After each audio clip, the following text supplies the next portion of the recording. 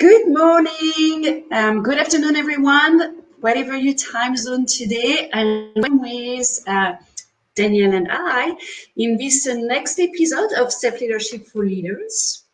I'm Florence Donrico. I support leaders and teams integrate change as a natural element while cultivating thriving culture.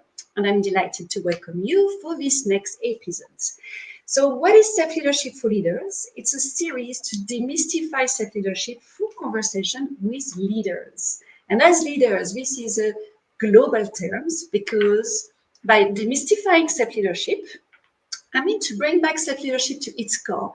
It's a competency, capability that each one of us has and can develop. Right? It can help us to become great manager and great leader. At the same time, it can just about having a fantastic life with intention and focus. Now, for those of you new to this series, self-leadership is having a strong sense of who we are, where we want to go, with the ability to influence our emotion, communication, and behavior to getting there. Shortly, we will say when we develop self-leadership, you actually strengthen who you are, your authenticity and sense of being grounded. And at the same time, you build up adaptability on your choice of behaviors. And as leader, you're right, it's a key element because it can really help us to be intentional in our leadership. Now, the series follow always the same format. With my guest, we have a conversation. And as we go, you can ask any question you want using the comments on the LinkedIn tab, and ask your question, share something, bring an addition to our conversation. You're welcome to participate. Now, my guest today is Daniel Gooding. And Daniel is known for building high-performance team and leveraging emerging technology to accelerate business growth.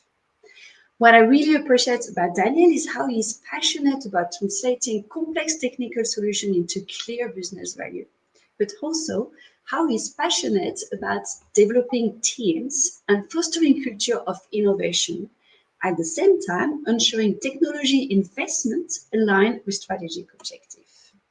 So welcome with us, Daniel, today. Anything you want to add to these short introductions? No, I think your introductions are very good and make me sound very well versed. So thank you very much for that. Certainly better than what I could have written. So thank you, Florence. You're more than welcome. So the first question I always have. Whoops, sorry, my English today is a bit gripping today. So the first question I always have for my guest is, in your own word, how would you define self-leadership for you? So circular leadership for me is very much about the sort of the inclusivity of the process. For me as a leader, my role in essence is very much a customer service based one to my team. I'm there to make sure they have the ability to do what they need to do. For me, it's about giving them the performance, the structure, the goals, and in essence, empowering them to sort of through the trust and ownership of different items to actually sort of fulfill what we need to do to make sure we're all pulling in the same direction. So we move straight into team dynamics with your definition. So I quite like that. Yeah. Nothing works unless there's the team to do it. Yeah, it's someone I was talking to this morning, Jan Walker, an LMD manager, was really saying, somewhere 80% happen within teams. So yes, team and team dynamics remain something key. Now, yourself, as an individual, as Daniel, how do you use self-leadership on a daily basis? I think for me, it's for me, leadership as a whole is very much about being self-aware. So a lot of the time, I think that's where the big benefit comes from leadership and circular leadership training. It's that self-awareness, the knowing your strengths and weaknesses, what motivates you, but also understanding it as well. So it's okay to know it, but to understand it. And in essence, how you then use that to sort of push yourself forward. and to improve yourself. They're the real key things that I think you learn very early on to be a leader is about how you present yourself, how you come across to people, how you can get the best from people, and how they can get the best from themselves. No, you know, because I know you listened to some of the episodes. I always ask, like, from the people, my guests, like at least one tips you could share with the audience of something you like to do yourself to actually implement exactly everything you said about, about pushing yourself, about being self-aware, about this role modeling. One tip you do on a regular basis that helps you to do all of that? I think one of the key things is sort of goals or tasks that you've got to overcome. I think one of my key things is to make sure they're not just in your head, that they're written down, or there's a list of something. It's very happy for the human brain to tick those off as well as you go through them. So that's always lovely for everyone. But I think to a clear mind, you need to not be holding everything in your head. And I love that. I tend to be the same. I make lists simply because my brain cannot remember everything there is to do. And I would have separate lists. There is a list of things I have to do now, what I have to do today, what I may have to do tomorrow, and a list of things that would be interesting to do in the long terms. And there is these things, exactly as you said, our brain loves the tick, and it's been tested, it's been surveyed, searched. But what I find interesting in doing a list is it engaged for me in a commitment mechanism. When I do my list, I actually engage a commitment mechanism with myself. And that notion of commitment will be something quite, for me, quite important also, is this notion of self-leadership. It gives you that motivation once you've written something down and you've committed to, you've gone through it, prioritized it, as you're saying, that we have lots of things that we have to do in our personal and work lives. And sometimes it's easy to do all the easy stuff, but actually the hard stuff may need to be done beforehand. So once you've sort of committed to the order that you're doing things in, you've sort of locked yourself into that and done your own internal handshake. Internal handshake. That's good, because that brings another notion. We're committing to ourselves when we do that, but we got this handshake because we also partner with ourselves to actually make it happen. And there is another thing you say, it's like we tend to do the easy thing first. And the writing from Timothy Ferris came up in my mind when you were saying that. When you say, somewhere we can measure people's ability to succeed by the number of difficult conversations they're ready to have, which I find that quite interesting. Starting with yourself, yeah. Yeah, exactly. And even difficult conversations sometimes even with ourselves. So some people sometimes are going to think that I've got a multiple personality disorder because because I mentioned already in some other episode that sometimes it's like partnering up with a lot of different aspects of my personality to commit. And sometimes I have difficult conversation with part of my personality. She wants to go skiing because we have fresh snow, it's beautiful weather. And the other one say, yeah, but you see, you've made all your list here, so you just have to do something. So there is this like pull and push and pull that I address by actually engaging active self-leadership. How do you see that play of self-leadership in team dynamics? I think if we go back to my made up on the spot handshake reference, I think that's one of the things. When you empower people, it's a trust and ownership that they're taking on from you. In essence, it's that sort of that handshake between you, that you've understood what the goal is, you've understood the importance, and the person is in essence taken the baton in the race to carry that forward down that track for you. So yes, I think along with making sure you've got very clear goals and detailed where you want to go to make sure everyone's on the same path. I think that's the key one, is sort of that empowerment through trust and ownership. So we have this notion of goals that appears in that you translate here within the dynamic of the team. You want to have clear goal for the teams. And it's something interesting because in self-leadership, we know we can activate our self-leadership better if we have goals as well. We may be precise and precise, but here we know within the team if we can connect some of the people goals to what is happening within the goals of the team, we do actually get stronger. Yeah, Do you and think? for me on the goals, I think the important thing that I think is a step up. I think every business and every team has internal goals. I think where it becomes special and you start to see real benefit is when those goals are shared between you and your customer or business department, so that you have joint responsibility and joint delivery to make sure that we're not creating a goal to tick the box internally, but we're actually providing to whoever it is that we're working with what they actually want to achieve. So that for me is aligning the goals between departments or teams. That to me is a really good, worthwhile goal.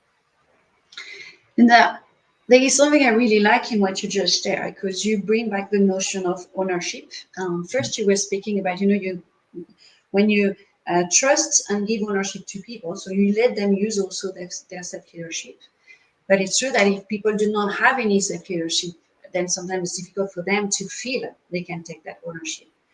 But here you bring another things as well is this notion of co-ownership, and I love that notion of stepping up in our goal.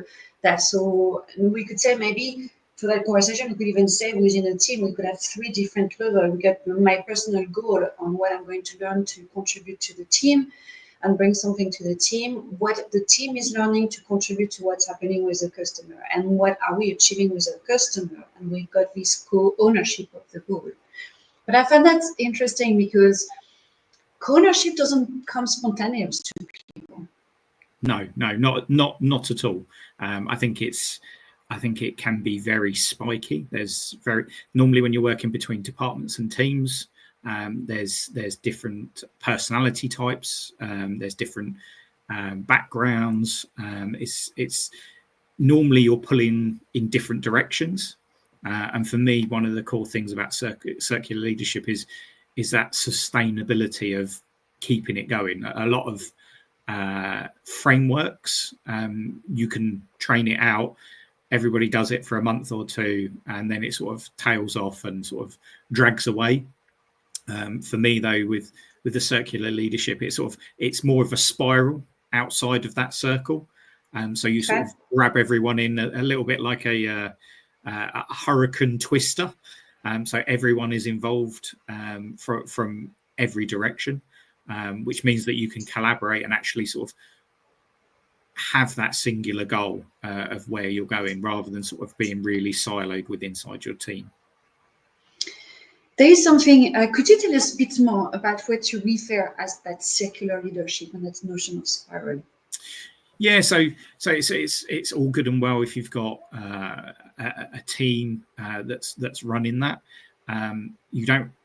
You'll get more benefit if they then connect to the other teams. And in essence, part of the being self-aware is having that sort of focus on how can we impact and help others, and actually help the business in where they're going. Not necessarily, from my point of view, from sort of IT and technology. It's not what we can do better. It's how can we enable the business to do better. And that's where the sort of connection piece is with the sort of circular leadership mindset. The teams aren't thinking about their particular tactical thing all the time that they've got to produce. They're thinking about actually how does this impact this team? How does it impact this person? And so they sort of the step up thinking throughout the hierarchy makes a massive difference, because anybody at any level can have really great ideas, and it's about making sure they're connected and communicated. And you can't really have good leadership if you rely on me to come up with all the good ideas. It's certainly me. The whole point of being a leader is to make sure you've got a really good team in all the areas that you need to cover. I certainly can't do everything that everyone in my team can do. So without that sort of that strategic thinking piece, they would just be sort of doing tasks and knocking out the work, which is great. But we want to empower them and give them a bit more ability to help the business from the ground up. There's nearly here an invitation to rethink strategic thinking. That strategic thinking is not only looking at what we create in the vision in the long term, it actually can be built up in every level of the company, because someone at his first line really dealing directly with customer could actually be really strategic in his thinking on how to improve a process for creating an even better experience for the customer. And that could fit the high, not the higher, but like the bigger picture strategy. Yeah, for me, leadership training is it's not necessarily only for senior managers. If you look what's involved with it, the sort of the being self-aware, the managing your thoughts, your behaviours, the positive mindset, the culture that brings is a massive benefit at all levels. Obviously, there's the very famous quote that everyone says in their TED talk about sort of culture eats strategy for breakfast. It's great, but you can't just build culture from top down. You need to empower people at all levels to have the ability to join that culture, rather than just sort of pushing it at them with stickers on the wall. You brought already like two things that we often connect with self-leadership, because you brought the notion of trust, you brought the notion of transparency, access to information. And it's true that usually we combine trust and self-leadership in one axis, and trust, access to information, transparency in the bottom axis. And it's like combining with the notion of psychological safety. And we know that we need both to be into this special quadrant here when you have high self-leadership, high trust and transparency. And that's why actually people can take initiative, because they have visibility, they have understanding. And it's true that I find it really interesting when we have this transparency about information, but also about learning how to use elements or how to think, because that's where you open the door for every single brain within your company to contribute. And that is, for me, that's the key to this collective impact we can really create. Yeah, totally. There's so much benefit in it. It really does help teams look at challenges in a completely different way, and even if they're not connected to other departments, you'll find a massive step change in the way they tackle things, the way they think about things. And to your point on psychological safety, my guys always laugh at me when I say it. It's one of the key things, and if you're leading and empowering these teams, one of the most important thing is psychological safety, because if the culture's there and you know everyone's trying to do the best that they can, it's very easy to then have psychological safety, because you know all your team are pulling in the same direction, to the same thing. They're connected with their business partners in other departments. The goal's clear, so you're all going in the same direction. When something happens, because it's not an if, it's a when, then you know that they've made an informed decision based on the information they know at the time. We know our decisions are always based on what we know. Sometimes it's right, sometimes it's wrong, but we do the best that we can. And in essence, everybody's aware of that when you've got high levels of psychological safety. I love the same direction and one single direction. It makes me think about some exercise we do in self-leadership when we actually use linguistic to make sure that our brain is really pushing us into the same direction. Because funny enough, the way our brain thinks could actually bring us into two different directions unless we really bring focus and intentions. But I start to be really into the nitty-gritty things about how you actually activate or develop your self-leadership. Now, we're getting close to the end of our session this morning or this afternoon, depending on where you are. If you were, Daniel, to wrap up some key points for our listener, what would you like them to remember? I think for me, if you're a leader of teams, I think it's really important that you look at circular leadership. You look at the sort of real positives that it can bring. Even if it's not in your workplace, I think it helps massively in a private setting as well.